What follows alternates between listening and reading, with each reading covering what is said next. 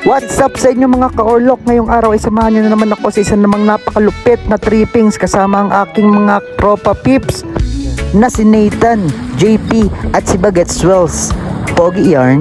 At bago ang lahat ay tumigil muna kami dito sa gasoline station sa aming lugar. At tingnan mo naman yan. At dahil dyan ay nagpa-full tank agad tayo. Full tank 50. At pagkatapos namin magpagasolina ay dumiretso na agad kami dahil excited na talaga kami na tumambay at mag-food trip sa Linang.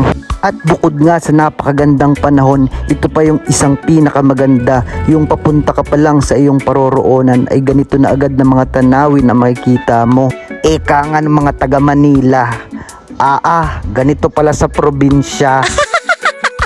At sa mga hindi nga pamilyar sa lugar na ito, ito nga pala yung ipinagmamalaki naming Kilbay Bridge. Dito lang yan sa Del Gallego, Camarines Sur. Sino nga ba namang hindi mapapahinto sa ganda ng lugar na yan? At nakarating na nga kami dito sa aming paroroonan. At anong pa nga bang gagawin? Asikaso. At saktong-sakto nga ang pagpunta namin dito dahil napakainit ng panahon. Dito naman ay napaka-presko ng hangin. At agad na nga pala kaming naghanda ng aming mga gagamitin at lulutuin. At maraming salamat nga pala Bagets sa pag-asikaso at pagluluto mo sa amin at sa pa-sponsor mong isang pack ng oyster sauce. Joke lang, masarap talagang magluto tong tropa namin na si Bagets. Ang putahe nga pala na aming lulutuin ngayon ay inasal na manok. At tingnan mo naman yung mga timplahan yan, no? At nagpadikit na nga agad ng apoy para mapaglutuan namin si paring Nathan at si JP. Dahil magsasaing na nga kami.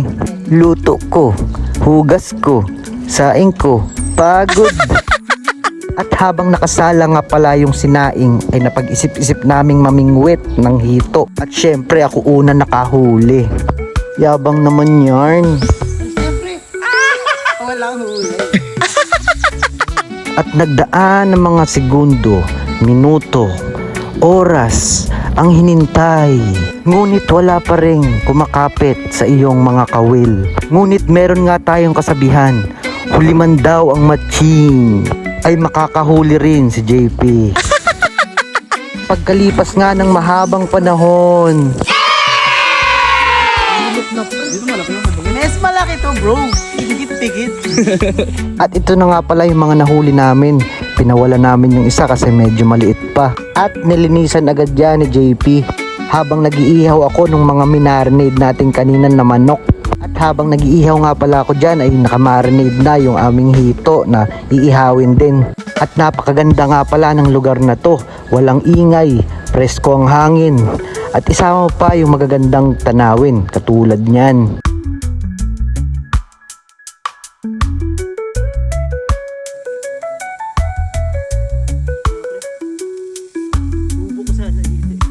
At pagkatapos nga ng ilang minutong pag-marinade ay isasalang na rin namin itong mga hito. At pagkatapos nga magluto ay sinet up na rin namin itong aming pagkakainan at kakainin. At tara, kain po tayo mga ka-orlok. At ito ang pinakamagandang part mga ka-orlok, yung sama-sama kayong kumakain, nagkukwentuhan, nagtatawanan.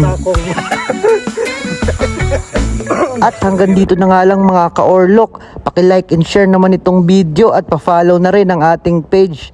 Salamat!